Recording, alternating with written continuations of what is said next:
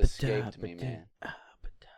Now, what is that you've been doing? I love it, dude. I think it's an incantation. It's sliming me out. I think they've got me, bro. It makes me feel that Bruno oozy. Mars song, dude, with that chick, man. I love it, bro. I don't know it, man. It's a dick. It's See, you're gonna fucking hate it, and you're gonna think it's the worst thing ever. So don't even check it out. I'll probably never hear it. Good. I'm not gonna let you watch it. Where did you hear it? The radio? Yeah. Yeah. And I've been obsessed with it, dude. I just think it's a fun song, dude. It's got a fun little dance, and I it's have nothing cool, against. dude. I have no blanket hatred you're of close, like dude. pop music or Yeah, anything you're like getting that. it, dude. You're getting it, brother. This is part of a ritual. For sure, dude. Yeah, dude.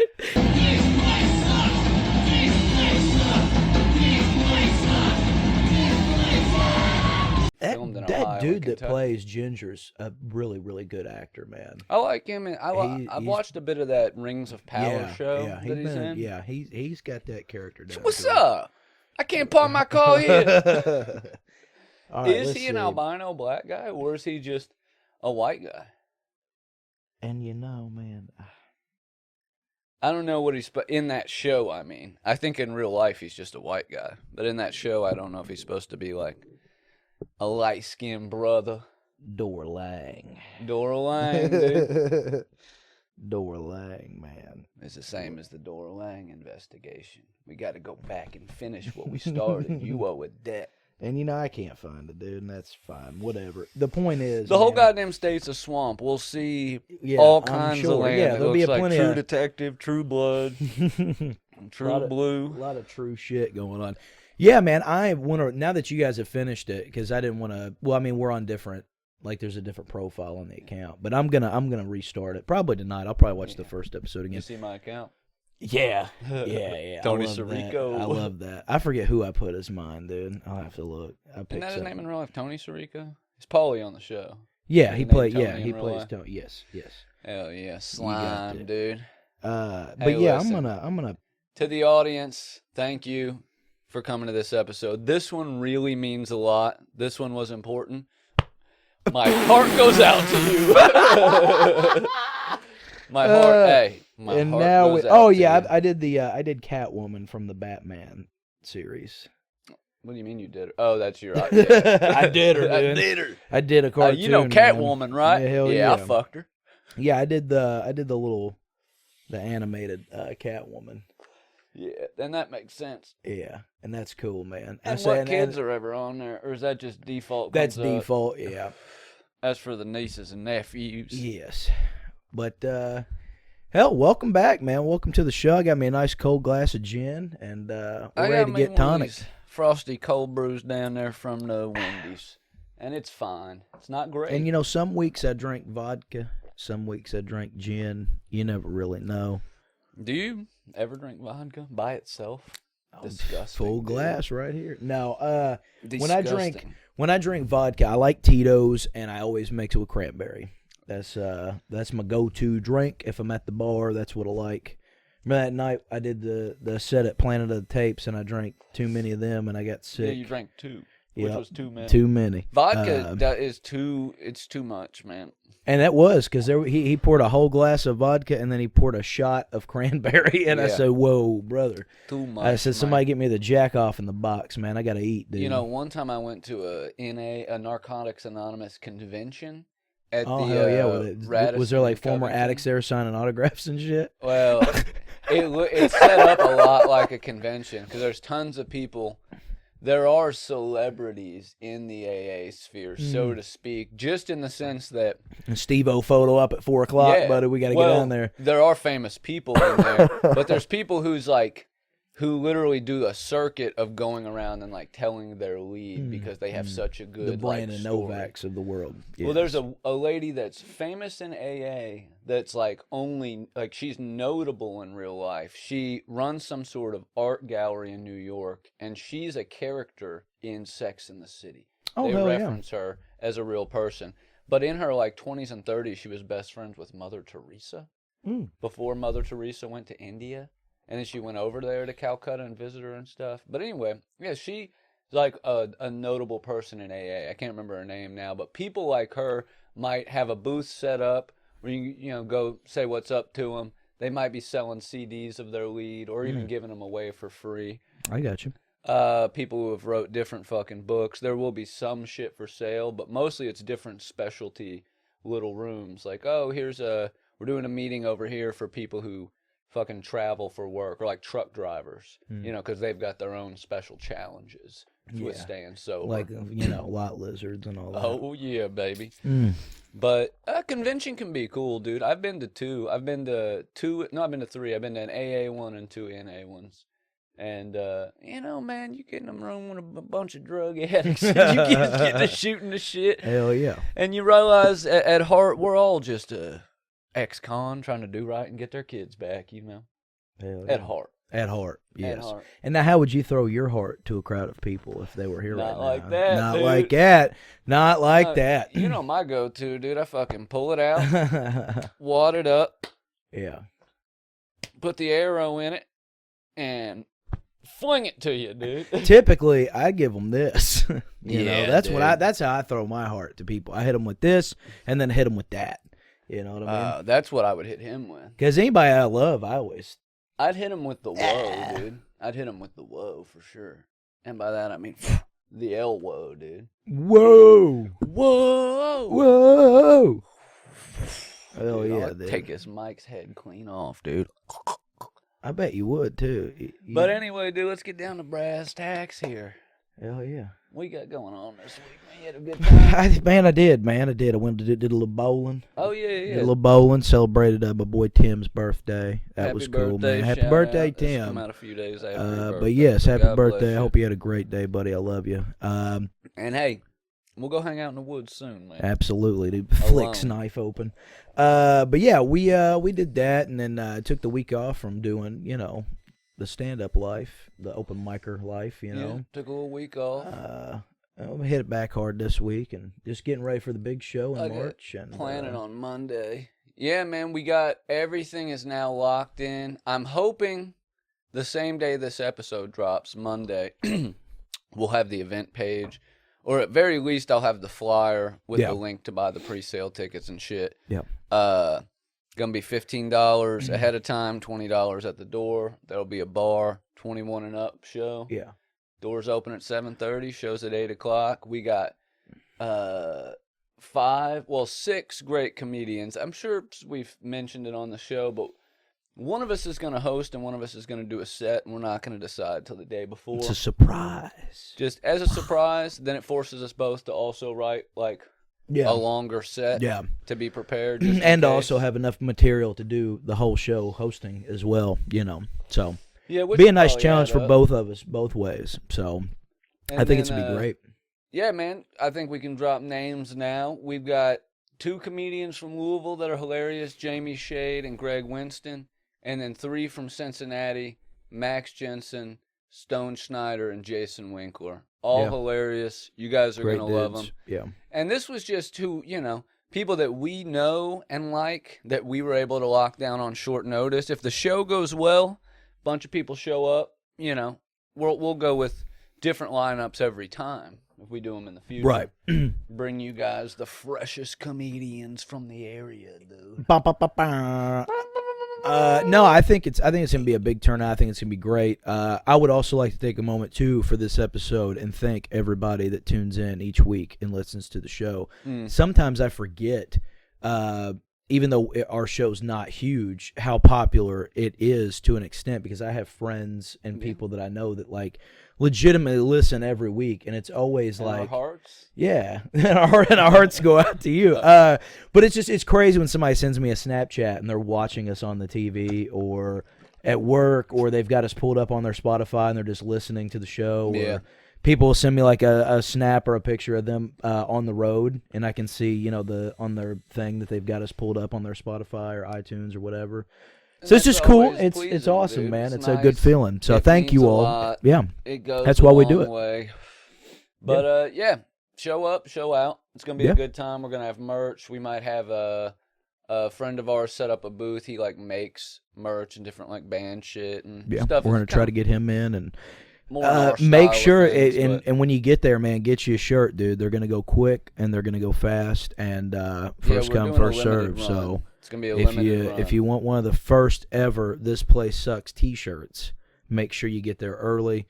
We got a really cool design. It's gonna be We're gonna have sick, shirts, dude. I'm patches, excited. buttons, and stickers for Yeah. sale. So Yep. come get yours while the getting's good. Yeah. And then dude, the other comedians, if any of them have merch, they'll be setting it up too. We'll keep y'all posted, but hopefully around the time this episode drops, we'll drop the flyer at the very least with all the information you need to get tickets, show up, have a good time, dude. Yeah, it's gonna be badass, dude. We're gonna party hard. It's gonna be awesome. Friday night, dude. It's a Friday night in Madison, Indiana. Come to town a little early, man. Get you and the family, have some nice dinner. Yeah. You and the wife. Yeah. Get your dinner over down there in Madison, man. Maybe go down there Tap Room or Red on Main, dude, or even Red Pepperoni. Unfortunately, end of this month, dude, Pizza Uncommon. Damn. Gone. I had really good pizza too, man. Their barbecue chicken pizza was my favorite. I've tried. Isn't that what we ate that one day? Or I had it and you Mm-hmm. got something else. I'm pretty sure that's what I had was the barbecue chicken pizza. Or I've whatever. had their barbecue chicken, their Nashville hot chicken. I've had their crab rangoon pizza. It was very good. Yeah, shout out to them for holding it down for the time that they did because it was good pizza. You hate to see a small business go, but they definitely cooked a sick pie, bro. Yeah, man, it's a pretty good pie. It's a one of the better pies that I've ever seen in my life. It was so good it turned me into a plumber. You know what I mean? You come to this. You come to me on this. Day of the pizza uncommon. My daughter's pizza. You know, we ought to do the day of the show. We ought to go eat dinner, man. We ought to take the families out, man. We ought to eat us a nice meal in the day before the show. Well, my mom's coming. My Dad's in mother-in-law for sure. and brother-in-law, and I guess his wife would be my sister-in-law, kind of. Yeah, that's your sister-in-law. They're all coming. Hell yeah. And then my mom and sister. Yeah, man. My brother, he gets out like 2 weeks after. And that really makes me sad, man. I really wish he could be there. I know for sure my parents are coming, man. I might have some of my uncles might show up. I'm sure my Aunt Erica will show up. I got to send her a link. I'm sure her and my Uncle Jared will show up. So that'll be cool, man. It's gonna be badass, dude. Regardless, man. I really think we're gonna have fun. I'm just excited to do the show. Yeah. I'm thinking, we're going to toss around some ideas for the live podcast format, but we'll probably have some of the comedians come up on stage as guests. Yeah. We might have a little audience interaction. We might take a minute where y'all can fucking shout some shit out or whatever. We'll play around with it a bit, make the live format fun. But yeah, dude, maybe about an hour and a half or so of live And comedy. I ain't telling you gotta stay, but I promise that it's going to be one of the best episodes we've ever done, just because it's going to be live, and we're going to have people, and we're going to have the interaction. Like, and you I never really know feel what like could happen. I feel like that's the dessert to the main course dinner we're about to give you, and we're going to feel summon like, a demon. Yeah, live on the we're air. going to bring Ball out, dude. Yeah, we'll be doing incantations. And he's going to bring the boom, dude. Yeah, dude. Probably 5, dude, for your dead brother. Oh, I'm sorry about your dead brother. He gets 5 big booms. Boom, boom, boom, boom, boom. Anyway, today we're reviewing the new Costco roasted lemon chicken. Yeah, oh, man, dude. I'm excited. But enough. Hey, we don't want to talk. Yeah, comedy all day, the whole episode's not going to be about this. So stop talking about it. It's over. Sometimes you have a set so good. I was telling him earlier, man. You have a set so good, you just start planning what you're going to talk about on Rogan. You know what I mean? Yeah. I'm probably going to ask him which animal eats the best pussy. As you should. I feel like that'll really provide. That'll probably make it a 4-hour episode right there. He's gonna be like, that's crazy. Well, that's actually a great question. Jamie, pull this up. Jamie, go ahead and pull that up real quick. Yeah, man. Last week was fun, dude. But Planet is like the one I get the most nervous at. It's like the hardest room, man. Yeah. Everybody's cool. Planet's rough. I've had nights where I've talked to every single fucking person in that room. Yeah. It's been a smaller crowd. It was cool. And then everybody goes up there and fucking eats it. Yeah. Like, it's just silent. That's a hard place to... In general, with a room that's mostly other comedians, you don't expect to hear a lot of laughs, but some people make you feel more welcome than others. Since we've been doing open mics, man, I tell you what, like I always get super nervous before I go up. Like, But once I get on the stage, like, it really goes away. Like, the other night we was at the Beeline. That was, like, the most confident I've felt. B-list. Is that what it's called? Yeah, it took me a minute. Oh, yeah. Shout out to the fucking B-list. Why I call it the Beeline, bro? Because we went straight there, We went straight there, dude. Oh, yeah. Well, we're banned from that show now. Yeah, they hate us. Yeah, the B-list. We were at the B-list. And, the bar show, dude. And it was one of the... It was badass. It was I loved it. Yeah. Well, it was like a bunch of other funny people that we see people regularly. we know, yeah, regulars, yeah. And we just kind of chilled and vibed, so that was fun. But it was also a good dude, set. It's a cool scene. This is honestly, I had a friend of mine the other day, Chris, he told me, he said, this is the most I've seen you, like, aside from doing the podcast, like, stick with something. Yeah. And he's like, I just think it's cool that you've, and I was like, yeah, I've got a lot of dreams, a lot of ambitions, whatever, but since I've been doing the open mics and writing jokes and performing, like, that's the most fun I've ever had doing anything. Like, I genuinely love it. There's something about it's night. I can't wait till this summer. Dude, I was just it's gonna be so fucking fun, dude. Being able to chill for the whole night, like for the whole mic outside, chameleon and shit. Yeah, dude, having a smoke, man. Oh, god damn, dude. Not freezing, chilling on the patio. Because when we were doing the ones at Planet towards the end of the year, like, and it was still nice out, like. I didn't take enough advantage of it. Like, this is great, like, being outside, hanging out with the other comics and shit, I've thought about it, and because, I've done music. We've tried, like, our hand at films and, like, fucking YouTube, this, and this, man. It's just, comedy has been much more accessible. Yeah. The scene, I get scenes, all comedy scenes are going to be insular in ways, all that kind of shit when you got these smaller communities, but I think it's just, like, it is nice. Like, if you show up, get better and are funny, everybody's going to be cool to you.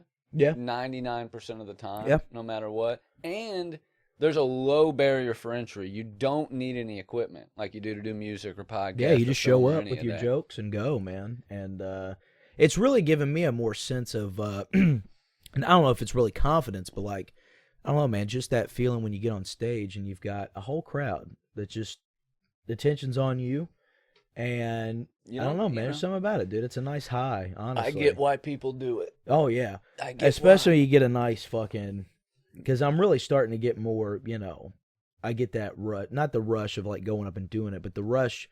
Well, once you get them rolling once you come laughs, off the stage, you know what I'm saying? Too, like, once they fucking... You get that applause, you get them laughs, man, and then you come off the stage and you're like, fuck me, dude. I've got some. I'm very thankful, man. I've lived a very cool life, dude. It is a good it's high, fucking, dude. it's awesome. I'm not gonna lie. It's been great. I've been searching for something to replace heroin for years. Yeah, and this is your new heroin, dude. Hell yeah. Well, it is, man, because immediately, the first time we did it, and, like, I've gone back and listened to my first set, and it is rough. Right. But it was, I knew immediately. We were driving home. I was like, man, we got to find another one. Yeah. And I'm glad we could potentially, if we didn't have jobs, we could hit 2 mics a night, 4 nights a week. Yeah. Like, we found all the little ones that happen on the different and that's nights been such a fun adventure, and I didn't think too, that man. would be, you know what I mean? I didn't either. I didn't think... Yeah, because we didn't even know this existed. Yeah. You And this whole time we could have been doing it. And I think that's crazy. Dude, the whole time I thought there was a much higher barrier of entry. I was like, okay, well, I know, like, the Caravan exists. I know, like, Liberty Funny Bone exists. Yeah. But if you look up, like, if you try to Google open mics for comedy, it's very hard to find any, like, definitive list. You got to get in the scene, dude. You got to get the they connections. pop up you gotta and go find, away all the time. You got to find the right people. You got to make friends with the right people, and you got to get in the right groups, and then you'll like, I've had people tell us, like, hey, you got to check this place out. Hey, this place drops their sign. Like, it's similar to music in that. It's similar to pro wrestling, dude. Where you got to find, there's a venue here, there's a promoter here, there's a promotion. It really reminds me of that short stint I had trying to become a professional wrestler.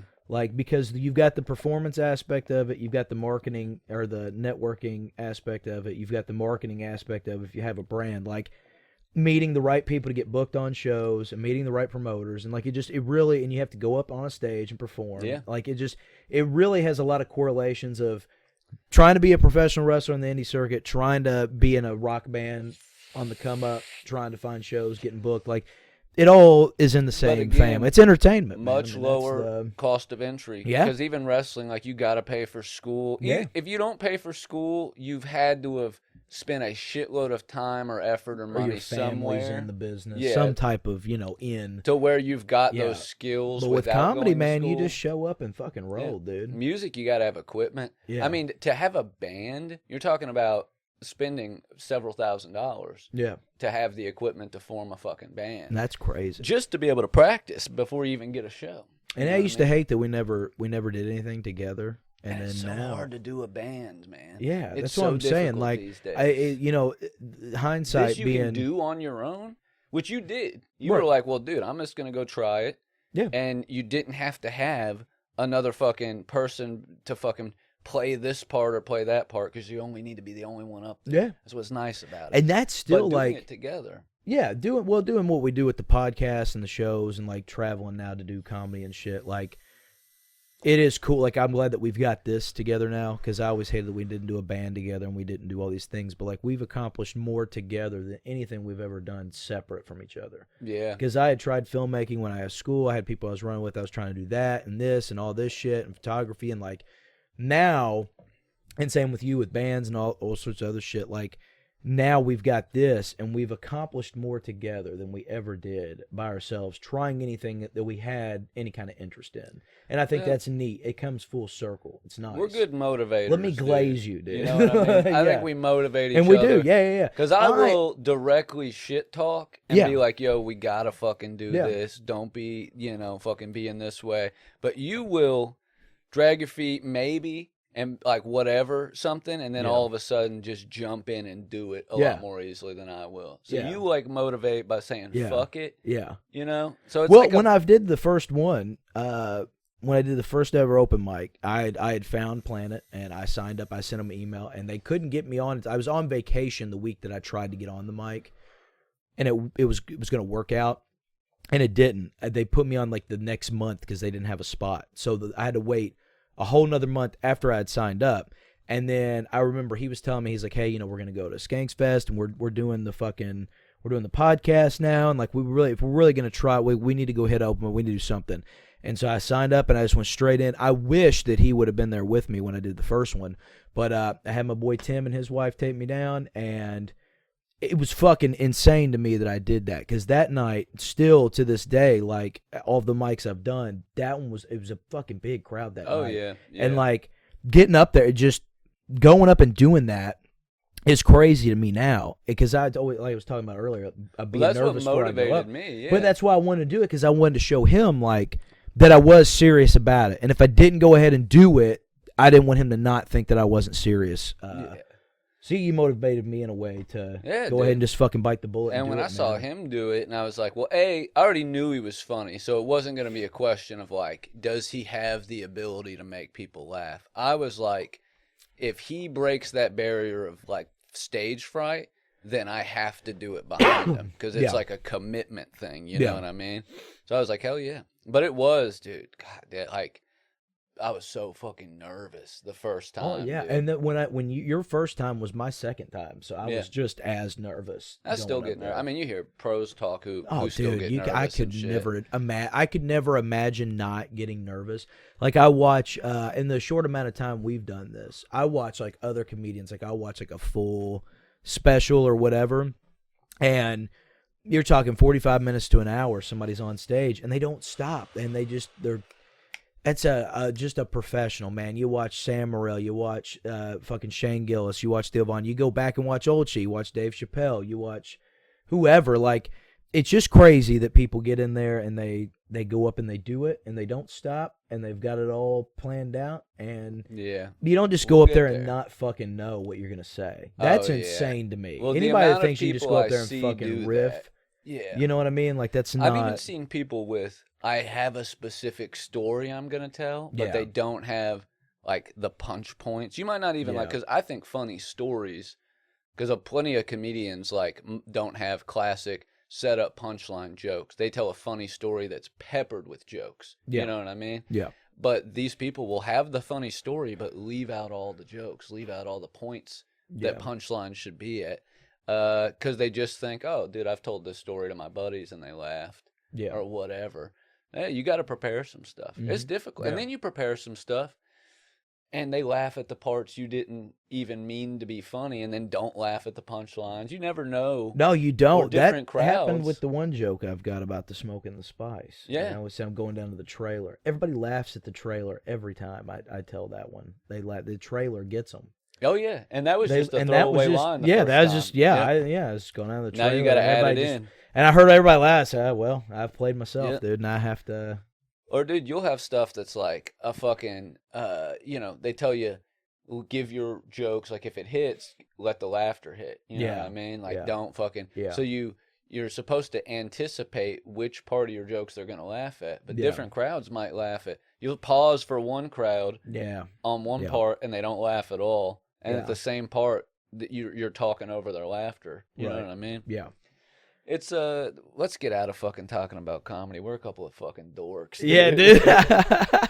I got high and I have fun with it, you know. Well, I think it's cool though. I think it's. I know who listens to the show. You know what I mean? Yeah. And I feel like we just talk to them on a personal level. Yeah, this isn't for future people that find this that might be in stand-up comedy. Yeah. Don't make fun of us, dude. Because I think.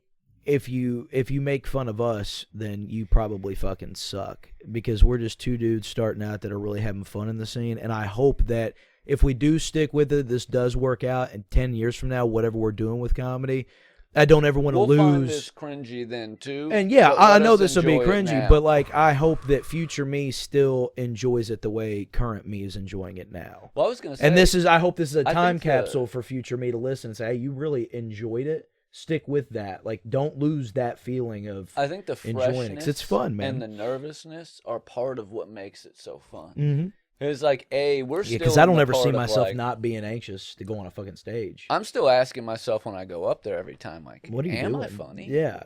Like, I know, like, okay, I can make, like, a handful, but am I funny enough to do this? Yeah. And it might be the same crowd that you've made laugh before. Yeah. And you're like, I don't know if I can do it again, dude. Yeah. I don't know if they'll laugh at this. That was my best material last time. Yeah. Especially starting out, dude, getting past that first 5. I want to go back to those jokes every time. Oh, now yeah. I know they're going to hit. You do them enough times. That's like when we did before we get off the subject. Yeah, we're going to get off of Before we get off the subject, when we did the Louisville Comedy Club, and then we hit the Chameleon in Cincinnati the following night, I was like, well, I got to try new shit, because last night was such a great set. And I went out the next night and do just a total fucking bomb. And it wasn't like the worst bomb. I ended up bringing it back at the end, but like the first few minutes of the set was rough, and I was like, God damn, Joey, it was a rough set for both of us. I was like, what have you done, dude? You've tarnished it, brother. Like, last night was so good, dude. Such a big crowd. Everybody loved it. And then I'm out here in front of 10 people, and they're just like, ugh. Dude, what I've realized recently that's really brought me back in both like scenes, because we do Cincinnati and Louisville as 2 different groups of people most of the time, is realizing that 99% of the time, people are hearing your jokes with fresh ears. Because even if the comics have been there every time you've done the jokes, they probably weren't listening. If they were in the room, they probably still weren't listening. I think it's probably arrogant of us to think that they fucking listened. Bro. So it's like, I don't get, it helped me a lot. I have had comics come up and say, hey, like, that was great. Like, I love that. Or they've seen me other times and said, hey, man, you had a really great set that one night, or talk about it. But, like, not everybody gives a fuck. No, but I've also had people be like, who I've seen in the room, they don't come up till the 4th time I've done a joke and be like, oh, dude, I love that new bit. Or like, for instance, right, when we did the Louisville Comedy Club, I have a joke about Israel-Palestine. I'm not going to ruin it for you here. But, you might have heard me say it before on the podcast, because that's where I come up with a lot of the jokes, just riffing. But I was already going to tell it. And the dude who went up, the host who brought me on stage, he said, man, fucking nobody's talking about the ceasefire, because the ceasefire just happened the day before that. Somebody do a joke about that. So that perfectly set me up. But the thing was, I told my joke, I told it at that club 2, 3, 4 weeks before that, whenever the last time I was there was.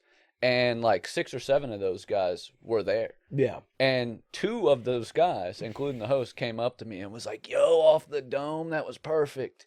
Yeah. And so that like cemented in my mind, okay. Yeah. One of those 2 also has seen me do that joke at least once at Planet. Yeah. It's cemented in my head. Like, okay, not everybody's always listening and analyzing or even remembering. Yeah. And Do what sometimes you it's wanna better. do. Yeah. Sometimes, like, if you do one that's, if it's better and it hits right, or you've tweaked it enough and, like, you've got it just right, even if somebody heard it before, they're probably not gonna, they're gonna be more inclined to think it was funny this time. They're like, oh, we got it right that time. Yeah, especially if you've tweaked it and made it better and shit. So, but I think about that, Last thing I'll say is, like, all right, in real life, if you've told your friends the same joke a bunch of times, they're going to talk shit to you.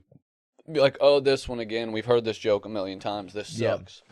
And you get an embarrassing feeling, like retelling the same joke to a bunch of times. But to do this, you have to sit with telling the same joke over and over to where it's legitimately not even funny to you anymore. Yeah. That's how often you got to tell it, and you have to, like, ignore that impulse to, like, okay, because a joke works on the surprise factor. Like, it's only funny the first few times you hear it. You know what I mean? So it's, like, difficult to get in that fucking frame of mind. You want to tell new jokes at everyone because you're like, oh, no, these people heard these jokes. They're going to be expecting new material. And then you realize that the people doing the best in the fucking arena are doing the same 5 minutes 200 times. That's the same with the band. Perfect. I mean, you go see a band in concert, you expect to hear some of the songs. They'll play the same songs for 30 years, which is why, some and people I love talk it. shit I about, still go like, see it. Seinfeld will use some older jokes in his new stuff, and a few other comedians. It's like, well, they're allowed to. It is theirs, and if that's you were what seeing brought a band, them. Yeah, that's what brought them to the dance, dude. I'm not gonna go see fucking a band that I love and they'd not play one of the old tracks that made me a fan. If there were still, like, legendary, because comedy specials used to be a little bit more hard to come by than they are now, just in terms of quantity. But when there were still, like, legendary comedy specials dropping, this would probably be a little bit more, like, novel of an idea. But I don't understand why comedians like Dave Chappelle, for instance, best special hands down, everybody Killing Them Softly, everybody, it's like a world-renowned fucking goat special, right? Do a fucking Killing Them Softly tour and perform that old set now live, maybe tweak it a little bit, but, like, the jokes that people fucking loved that they haven't heard in 20 years, I think that could still sell. Just think about, like, street jokes and shit like that, man. Like, some people keep the same street jokes in their pocket for, like, 30 years and tell them a bajillion times. I see David Blaine do the same street magic for 30 years, dude, and it still blows my mind every time, dude. Well, dude, his last trick, his last, like, big stunt was just, like, holding on to a hot air balloon with one arm and, like, floating up and way up in the fucking air. Yeah. It was like a stunt. He always does a stunt at the end of his specials. I'm pretty sure he got canceled, man. Pretty sure he did some devious things and got canceled. I think he went to Epstein's Island. He probably did. He is friends with a lot of the people. He's, like, got a lot of elite friends, you know what I mean? Yeah. But I don't know. I think he has actual magical powers, dude. Yeah, I think so. Yeah, I think so. I think he's a demon, dude. Yeah. He's that ball they keep talking about. He might be, dude. He might be the one. He might be the great one, I seen him doing incantations on the street. He was here before you were born. He made himself float, dude. Bro. I was watching this, like, clearly fake, like, ghost YouTube video the other day. It's just, like, a chick, like, floating in the middle of the street, You can get those, like, clearly. Did you ever see that movie Chronicles? Yeah. It's like a found footage film. Yeah, it had the boy from the, what movie was he in? The little twink boy. Small little fella. Or are you talking about the good guy in that movie? No. There's the one that turns bad, and he's in, like, he's in a Marvel movie. Wasn't he Anakin Skywalker? No. You sure? You're thinking of Hayden Christensen. Yeah, wasn't he in that? In what? The movie you're talking about. Chronicles? No, dude. No. Pull that up, Jamie. There's somebody I'm thinking of that was of importance. Something about fake internet videos where they edit something in, it always has that found footage movie look. Right. Like where the motion balance isn't exactly right, Mm-hmm. Like you can tell that they've done some editing to it.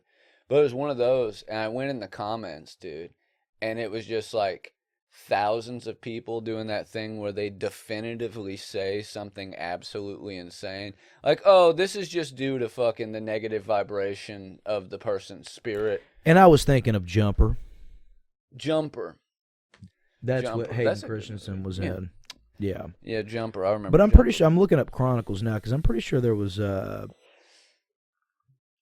somebody in that movie that I knew. I can't remember what they find. Like, they find an alien ship in the woods and touch it, and they all get superpowers, man.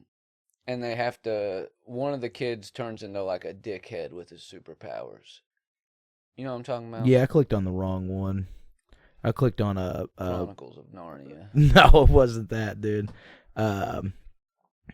You probably clicked on The Chronic. Dr. Dre's on my phone right now. Chronicle, I found it. Okay. I'm having fun, dude. We're just having a good time. Just having a good time, dude. No, we're really getting down to it now, man. What do you think about the fact Maybe that, it was Michael B. Jordan, dude. No, he was in that movie. I mean, he's in it. Okay, then yeah. But I don't think that's who I was thinking of. You're thinking of the little twink boy, man. Is it Alex Andrew. Russell? He plays his name's Andrew in the movie. Look at him. You see him? Andrew! Yeah, Dane DeHaan, dude. Yeah. Yes. You love him. What have I seen him in, dude? He's in... The Amazing... Yeah, he was the Green Goblin in The Amazing Spider-Man. Yes. A Marvel something, but that was Sony's. The Amazing. But you was right, though. You were on it. Yes, he was The Amazing Spider-Man's Green Goblin. Yeah, that was it. Which is absolutely horrible. Yeah, he played Harry. Harry Osborn, yeah. Harry Oswald. Harry S. Truman. Thank you. And I will be here all week. This is my office. But yeah, man, we got a lot of stuff going on, dude. I just got, this happening over here, that happening over here. How you keep up with it all? And it's hard, man. It's hard to balance an unhealthy lifestyle, dude. It is, man. I keep watching these videos. It's like, for the last, year, I see a lot of these, here's 3 signs that you have autism. And, it's always, stuff that everybody does. Throwing your heart to a crowd. That's number 1, Roman dude. salutes. Having a barrel chest. No, but it's always do you have an obsession with Mars? You might be autistic. Whatever it is, I find myself, and then it was I've watched one today that was every time you watch one of these signs that you have autism videos, do you find yourself thinking, these people are idiots. Those aren't signs of autism. I do that. And then the first 3 things were do you rely on chemicals, even if they're basic foods, to get through? Do you have a habit of it? I know. I'm okay. Then I'm sitting there thinking, man, I can't wait till lunchtime. And dude. That's me, baby. That's me. I've always been an addict. I need my lunch break. 2, are you an insomniac? And 3 was do you get hyper obsessed with things? Oh God, dude, I'm fucking autistic, dude. I'm on the spectrum, brother. Dude, I can't tell which ones are real. But I hyperfixate too much on shit. And I know that, at work or whatever, I'm like, man, I got to get that 15-minute break. And I like to break things down. I like to just, time. Well, dude, I'm telling you, dude. I'm telling you. If this takes me 10 minutes to do this, then I only have 40 minutes till break, and then I only have 2 segments of time between breaks left until I get out. I will totally sell myself out as a total dork right now. I'm going to go ahead and put myself on blast, dude. I remember the week leading up to our interview with Maul. Mm-hmm. I was talking about it so much at work and talking about the band so much that somebody I work with, one of my friends was like, shut the fuck up about Maul. No, the next week after it was over, I was talking about something else, and they were like, man, that's crazy how last week Maul was your whole personality, dude, and now this week you're on fucking something else. And I was like, yeah, dude, that's what I do, bro. But it made sense. I was like, yeah, that's me. I'm autistic. That's why, sticking out the podcasting and then getting into the comedy after years of talking about it has been something that we talk about all the time. Yeah. It's Dude, I hop. I'm sorry I like my fucking life, dude. I'm sorry that this is cool and I'm having fun. Well, I'm saying I jump around from interest to interest so much. There's been very few things I've consistently stuck with as a wholesale interest my whole life. Playing the guitar might be the only other thing. I think watching wrestling's probably the only thing I've consistently done my entire life that I've cared about. Yeah, I mean, I watch being into like punk and metal music being and shit. Interested in it. Yeah, and I guess, but I don't count my music taste because my music taste has always been all over the place. Same, yeah. I was listening to Bruno Mars and Rosé on the way up here, dude. Yeah, I mean, I'm all over the place on the music, with that. But the wrestling, like that's the one thing I can always, like since I was a kid to now that I've always consistently. I will say I've always been hyper obsessed specifically with punk and metal music, even though my interests have always been varied, here, dude. You know what I mean? I've been here. So that's been, but that goes along with playing music and shit. Yeah. But this over the last, what has it been since 2019? Like 6 years almost, has been the most consistent interest I've had. Yeah. You know what I mean? Yeah. Other than that, it's like I've been 10 different people my whole life, dude. What are you doing? Embarrassing me in front of the fucking Danny DeVito cutout. You know what I was thinking, man? Eventually, I could see having a separate studio in one of the buildings on Main Street. And wouldn't that be neat, man? That way we're not recording at the house, and if we invite guests over, I don't have to bring them in my house. Yeah. You know what I mean? You're really paranoid about that, dude. Well, I'm just thinking long term, right? Like if we start to have a guest on every week. Yeah, that would get old. Bringing people in your house all the time. But this is your domain. You're a master of your domain. Yeah, you know what I'm saying? But I just want to be back on Main Street and have Danny back in a window up there, you know. And I do miss that apartment sometimes. I drive by there all the time and look up in there. That's where it all started for us, dude. Like that's where all of this began. Like that place will always hold a special song. We're gonna have to do an incantation on the sidewalk in front of the roaster one day. Well, that's where phase 1 of like the rest of my life started. Yeah. You know what I mean? Yeah. Like I got out of prison. What phase are we in now? Well, I've lived 3 major phases of my life, right? This is the third and the most important out of, I think, 5 or 6. This is like the climactic time period in my life. Yeah. But it started when I got out of prison and decided not to do drugs and crimes all the time anymore and try to do something that wasn't drugs and crimes with my life. That was like the beginning of it. And then we lived in that apartment. We started doing shit together. Yeah. Going to shows, doing comedy and podcast. That's the phase 3. And now we're really in part 2 of phase 3 right now, dude. Yeah. And when I'm in 65, that'll be, you know. I could say this is probably this is probably my phase 3 as well. I get that. Yeah. Well, because like childhood, adolescence, up through all the way through my 20s, I think was like teenage, like 13 through like 30 was one wave of making just the worst decisions a person could make over and over and over. Yeah. Wouldn't change it for the world. I am who I am. I like that I have lived the life that I've lived, man. It got me to where I'm at now, you know. You know, every once in a while I'll be really ripped and I'll just go through all of my transgressions. I'll just go through everything bad I think I've ever done in life and decide if I still can live with myself or not. Yeah. And you know, the last 20 times I've done it, I've been like, I'm good with everything I've ever done. Yeah. It got me to where I am now, and I feel pretty fucking chill about who I am as a person. I think when I was, about 19, 20, somewhere there, I was in a little bit of a relationship for about almost 2 years with this chick. And we broke up, and I don't say a little bit of a relationship. I mean, we were like in a relationship, but like it was a small time. 2 years is a small time in a lifetime, you know. But we were together. Didn't seem like it at the time. Yeah, it doesn't seem at the time, but we were together for about 2 years, and then we split when I was about 20, end of my 20s, or of the year 20. And I hadn't turned 21 yet. And I remember going to house parties and just partying, drinking, having a good time, whatever. Becoming the wampus. Yeah, and I did that for like probably 3 years, almost 4 years, where I built like that reputation as the wampus cat. You know, as local legend. He gonna show up, he gonna drink all the beer, smoke all the weed, and eat all the pussy. And then leave. And then Irish goodbye. Yeah, and not say a word to nobody. But then I got in a very serious relationship for a few years, and I moved away, and like all these things, and like I was still that guy, but like I really just feel like that time period of like 18 to 26 or so, I was really just finding myself, man, really trying to just see who I am.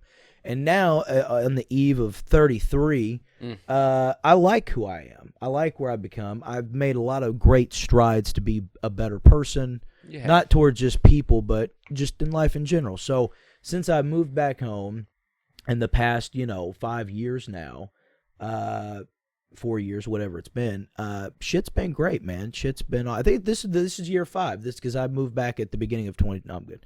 The beginning of 2020. So this is year 5 now.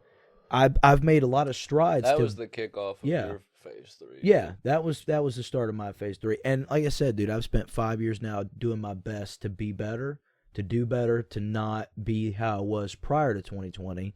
And I like me. I like where I'm at now. You've done great, dude.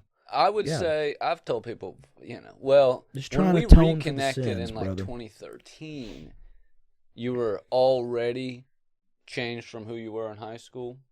And then when we reconnected when I got out of prison, you took all that learning how to be cool and nice to people. Yeah. And you also like started dressing cool. Yeah. You know what I mean? What year was this? For me, this was 2018. Yeah. I remember. You had your hair long. You were like, my hair was like about as long as yours. I had that comb over. No, it was a little bit longer when I met you. Yeah, I want to say it was like probably fucking down to here by then. Yeah, 28. Yeah, you're right. Because you had that swoop that was when I was living down in Versailles is when you started that swoop. Right, yes. You had like maybe shoulder length hair when I got out. Yeah, and I looked really cool. Yeah, dude. you look cool as fuck. Yeah. You look cool as shit. When you showed up at the house, I was like, damn, dude. I didn't know he was cool like that. Yeah, dude, I had to go out and grow up. Dude, I had to find myself, man. I remember growing the hair out was like, I think that's like the only attachment I had with the hair because I know eventually it's gonna be gone. I have no problem going back to shaving my head again, but especially in this climate. Yeah, it's cool now. It's awesome, it's gonna look bad. I might grow the beard out. You need to hold on to that. No, dude, we need to really just grind for the next 5 years so we can take get a hair transplant. Get me a hair transplant. We can't have you doing a skinhead look in this climate. But like the hair was the first ordeal of confidence, but now I'm past that to where I don't feel like I need it now. Like, because I'm not like vain about it. Yeah. But like growing the hair out was like the first step of like, because I only shaved my head because I didn't know a style. Yeah, you said like I'm gonna go for an appearance. I would just buzz it or do like a fade or whatever, and like I was wearing flannels and dicky shorts. Yeah, and like, you were a wear whatever guy up until the cholo look. Yeah, and then I started finding a style. Yeah. And then finally, by the time I really started wearing, like, I was wearing like skin tight black jeans and cool shoes and like button down shirts and cool band tees and like cutoffs, and I started getting tattoos, and like it really took me a minute to fucking go in the cool closet and come out of the closet. And now I've come out, dude. And I love it. Here's the thing about fucking Wampus, dude. And I don't know if this is just like part of being cool, a Renaissance man, or if it's the autism.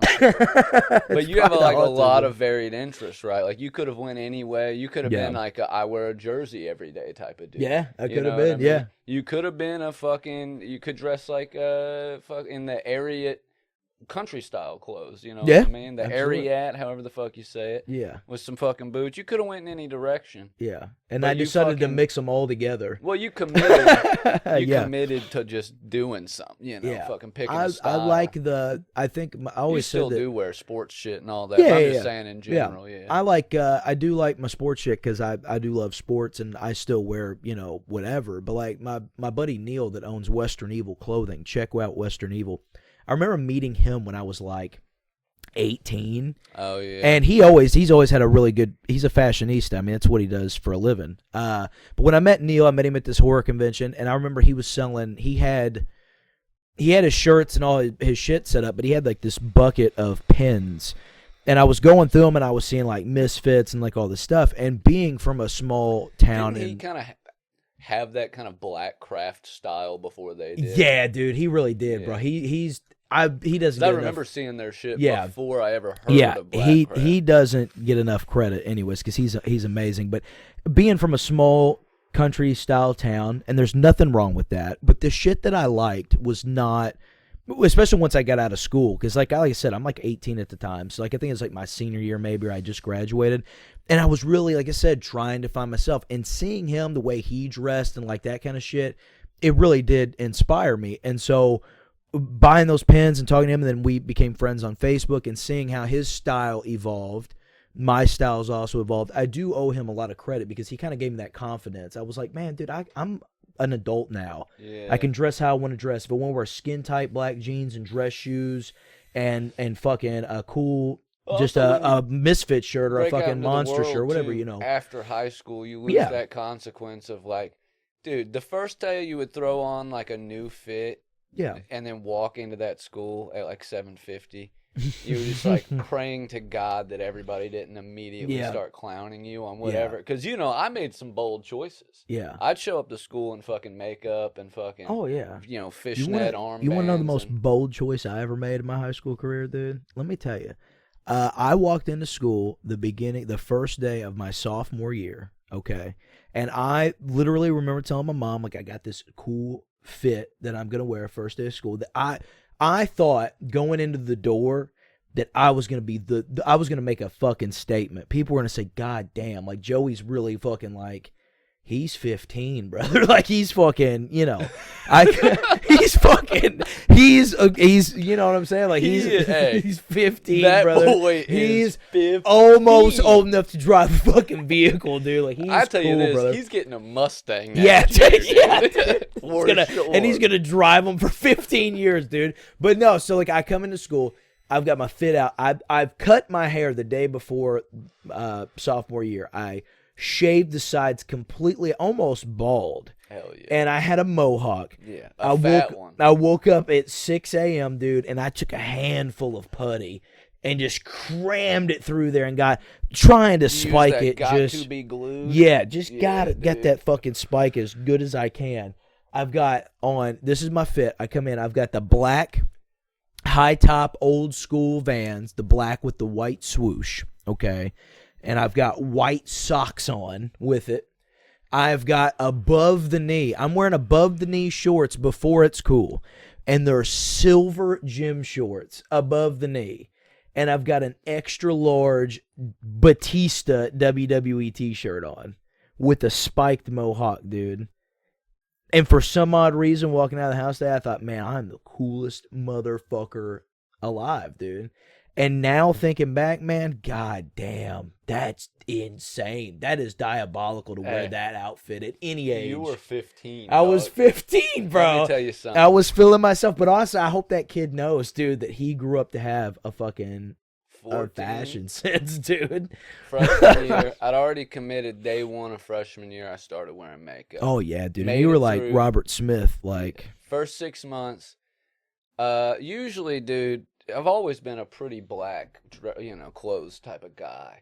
I would have some pieces, but one day I decided, fuck it, dude. I'm gonna wear goddamn red and black plaid, skin tight fucking pants that are flared. They're women's pants, so they're like flared. They don't even look cool. Yeah. A t-shirt that says "I hate this town" that I got at Hot Topic with long fishnets under it, with a rainbow belt with a Barbie belt buckle and yellow suspenders.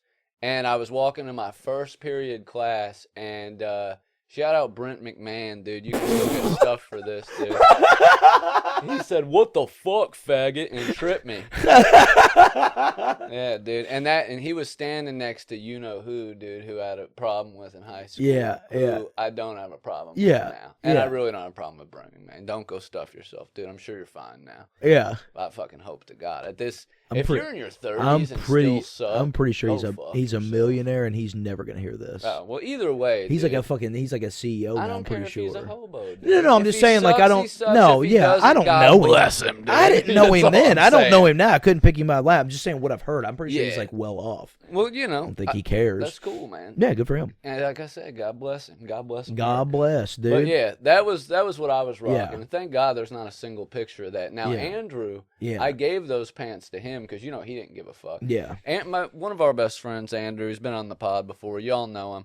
In high school, he was all of fucking 5'7", 100 pounds, and he went around begging people to fight him. And he would dog walk people twice his fucking size, dude. It was, and he was ripped. He's a madman, dude. He did that fucking, before One Punch Man even existed, he did the Punch Man workout. He did like 100 push-ups, 100 crunches, 100 doorway. He was fucking, look, dude, I'm not going to downplay how scary Andrew Johnson was growing up. He was skinny jacked, but and I jacked, still, dude. To this day, there's a little bit of intimidation, dude. And he loves me, and we're friends. Now he's got, dude, I bet he's 10 times stronger physically now. Oh, I know he is, dude. I'm not ever fucking with him.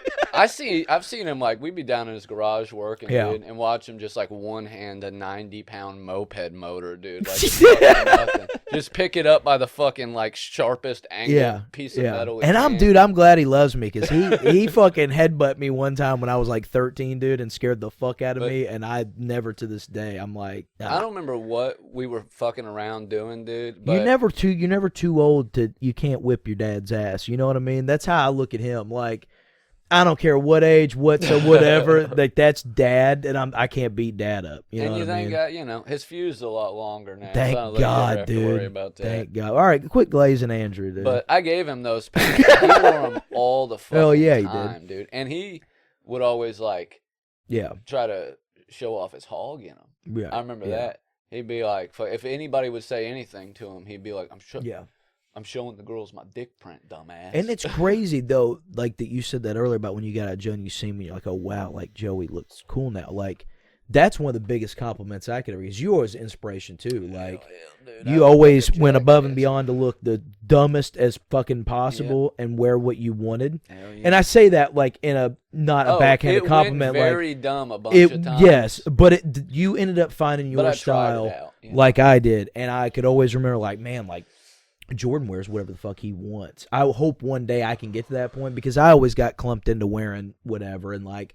always wanted to experiment and do shit, and you were always inspiration in that aspect too. So thank God you quit wearing makeup. That I moved out of Louisville. You weren't good at it. Thank God I stopped the makeup, but thank God I moved out of Louisville and started doing heroin, because I almost became a hippie, dude.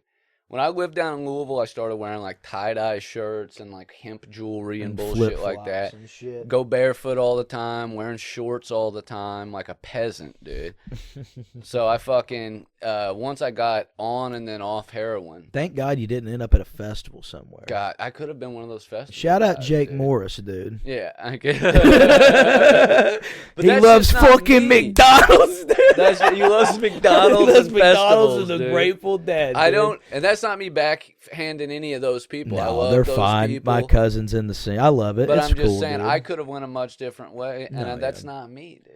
There is a part of me, though, that I'm wishes dark that and twisted. When I see, like, because we have a lot of mutual, it's weird how many mutual friends we have with Jake anyways because of that shit. But there is a part of me, though, that wishes that I would have at least went one time and experimented and seen that life, because it does look fucking amazing, and it does look like a fun time. Like, I'm not shitting on it. In general, this is just me as, like, being in my 30s. No, yeah, I would not never a festival I don't guy. Fucking do it now. I've done one of those 10 type years of ago, festivals. We would have had fun together if we would have went. They getting high, fucking around, watching some fucking music. Yeah, who's not gonna enjoy but that? But now, badass. Even like fucking a big rock festival, dude. I'm not up for fucking, standing out in the heat. I'm definitely not out for camping out there. Now I like camping, but I don't want to camp. If I'm gonna sleep in a tent, go out in the woods away from a shitload of people to do it. Yeah, that's just me, man. But God bless people who are into it. Yeah, it's fine, man. Yeah, absolutely, man. Yeah. This has been a fun little episode, man. Let's hope the audio works on this time, man. Dude. Oh, did I ever hit record? I would be mad. I would leave, dude. I hope you know I wouldn't record another one. I've been double, triple checking everything. I would quit. I'd probably quit the show. You probably fucking would. I'm going home, dude. Taking my ball and going home, man. You pissed me off. Hell yeah, dude. You've pissed me off for the last time. All my friends that bullied me when I was young have become my best friends as an adult. I never bullied you. He did. He bullied me all the time. When, dude? Man. I'm probably the only one that never bullied you. He said, man, you're queer, dude.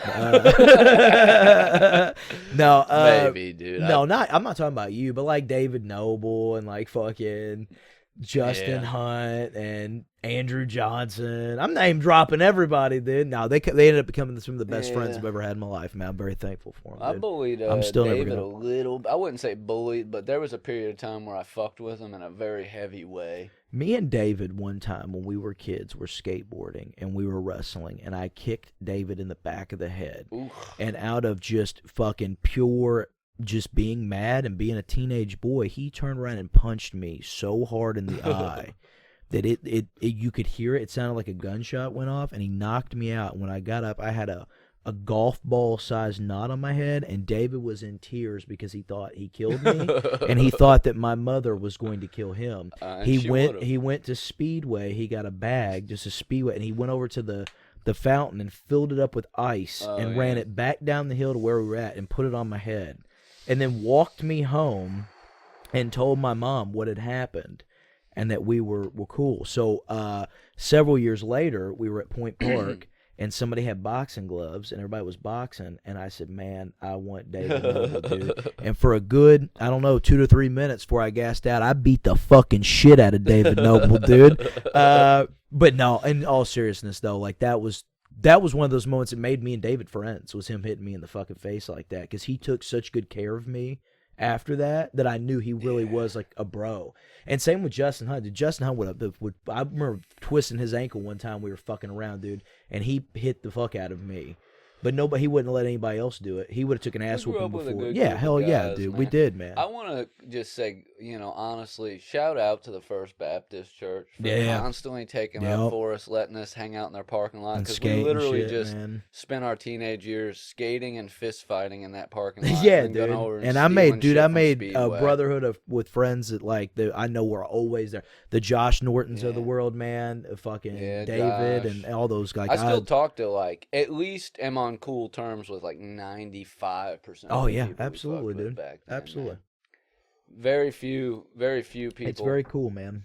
Do I have I not heard from? But I really don't have issues with very many people at all in general. Dude. No, even especially the people that I grew up ever with, man. did. And people that did, I've ended up becoming great friends with now, as an adult, dude. Well, I'm gonna say, I don't even unresolved shit, people that I hold no grudges. No, There's been very few instances where I've ever had legitimate beef with anybody. No, I don't carry nothing with me. And if anybody carries anything towards me, I hope they reach out one day and we fucking be adults about it and squash it. And I'd love to hang out with you. I'd love to have you on the podcast. You can sit right here, dude. No, we'll unless talk you about suck. It, that being said, if you turned out to be a fucking idiot, then get to know you now, and you suck, and you still suck, you can go fuck yourself. Yeah, dude, What twice. I mean? 6, 7, 8 That's 4 times. However many twice, times it takes to learn the lesson, dude. Yeah. You know what I mean? I had something I wanted to close out with, and it's escaped me, man. Now, what is that you've been doing? I love it, dude. I think it's an incantation. It's sliming me out. I think they've got me, bro. It makes me feel that Bruno oozy. Mars song, dude, with that chick, man. I love it, bro. I don't know man. It's a dick.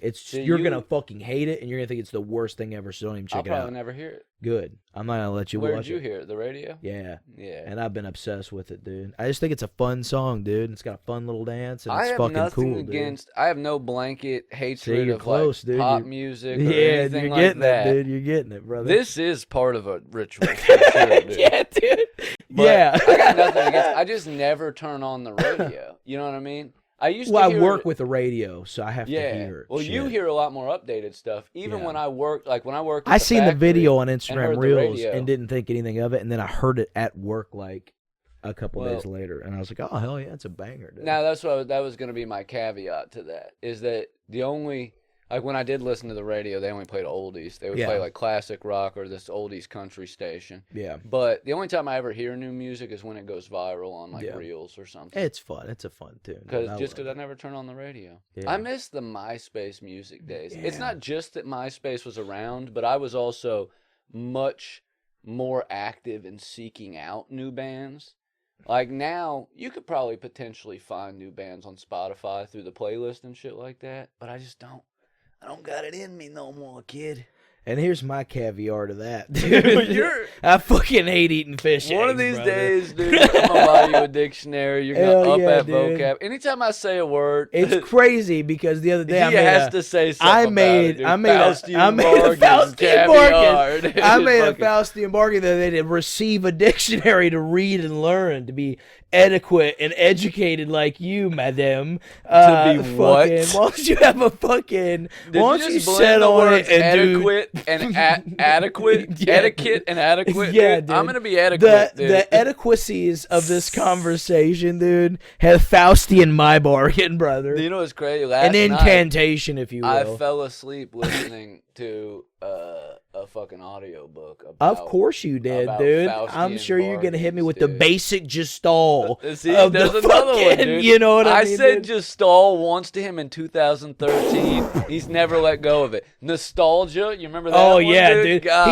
He said, yeah, man. I really like that aesthetic, dude. The nostalgia that it gives me, dude. And I was like, what kind of fucking horse shit are you on? The nostalgia. This is what it is, and this is because Joey is a smart guy, but he will tell you he's read 7 books his entire fucking life. I was a nerd growing up. This is the difference in, like, I think I could get into sports. I'm that dude that's got a bigger book collection than you, but I've read 2 of them. I was a dork. I read my whole childhood up until 12 years old when I started getting dropped off on Wednesdays to skateboard downtown. Yeah.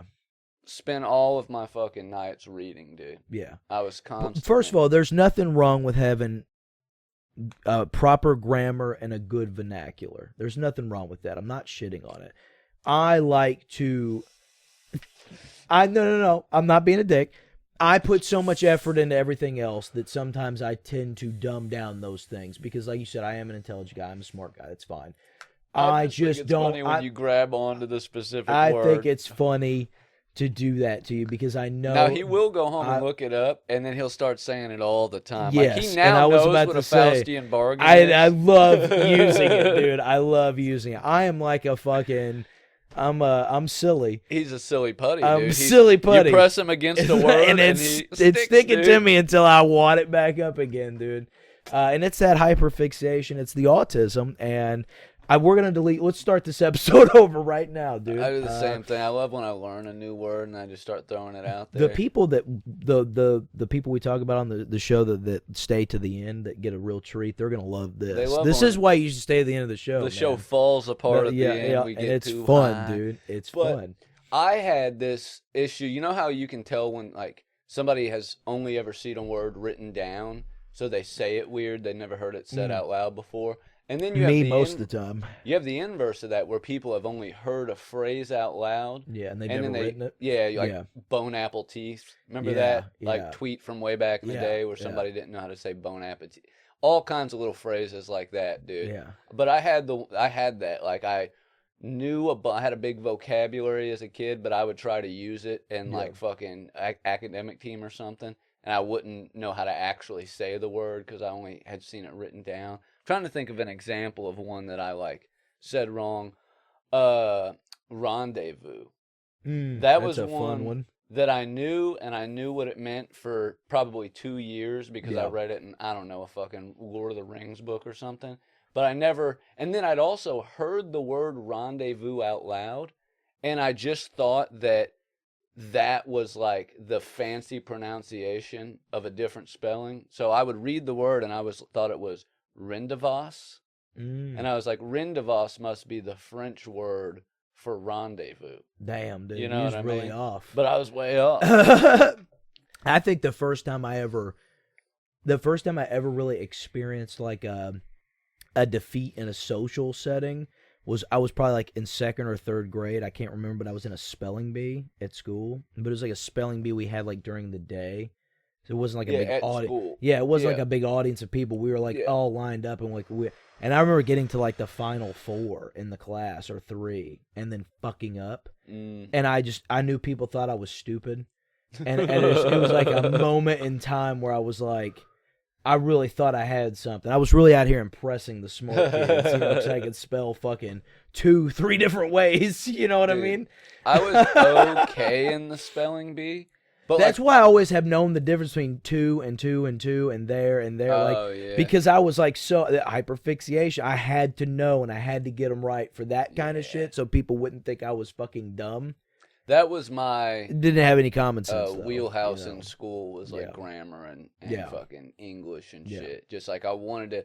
But I think what helps, dude, is like all the reading. When you see what helps is having proper an edit punctuation. button on the comments now. Well, that yeah, helps because I that's see great, man. dude. If I see a grammatical error now, buddy, thank I've got God, dude. Thank God we can edit. Yeah, thank God we can edit too. Because I said something on Reddit today that got me like negative 45 fucking karma on that fucking one, and I just edited it to say like, hey, downvote this if you're in favor of pedophiles or something like that.